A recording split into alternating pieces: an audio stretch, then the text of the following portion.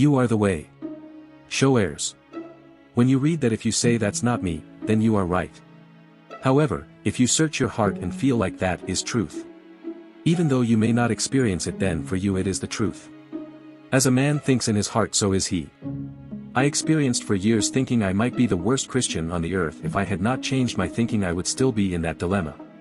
When my thinking and my experience begin to change is when I used to always get up in the mornings and the first thing I would do is confess my sins.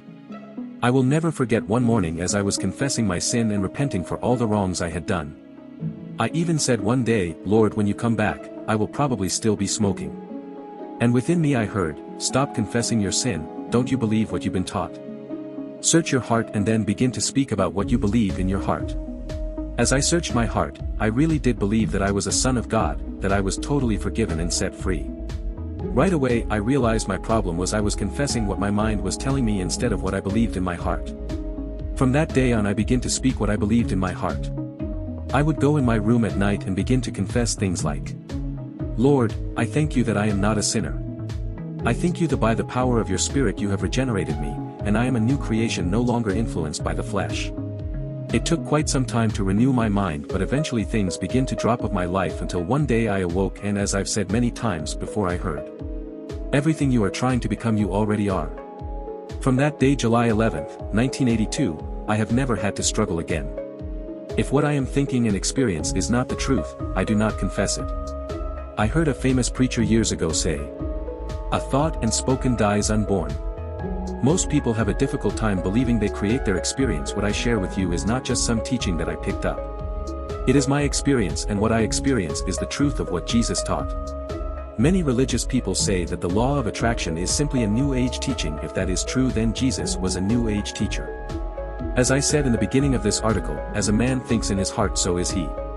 If you are like I used to be, always thinking negative, not believing I was good enough and confessing I would never overcome sin, I never had enough finances, then that will always be your experience.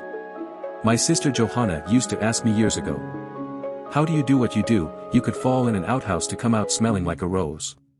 The key to a life lived in the Spirit is to simply shut up, don't say it, don't talk about how bad your life is and that things will never change.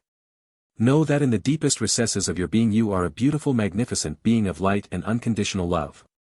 Accept the truth about yourself that Jesus taught, and you will really begin to come alive, and there will be an aura about you that releases peace and unconditional love that people will sense when they're around you.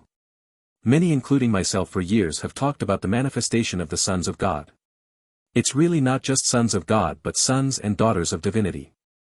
I really don't use the word God much anymore because there are so many gods talked about. But there is only one life, and that life is divine, and it's the only true life in the entire world, and all of us make up that one life. You can call that God, and that's okay, but it is still the divine life expressed in all. May you always be richly blessed and abundantly satisfied, living as a beautiful being and being a way shower. Gary Sigler's website is sigler.org.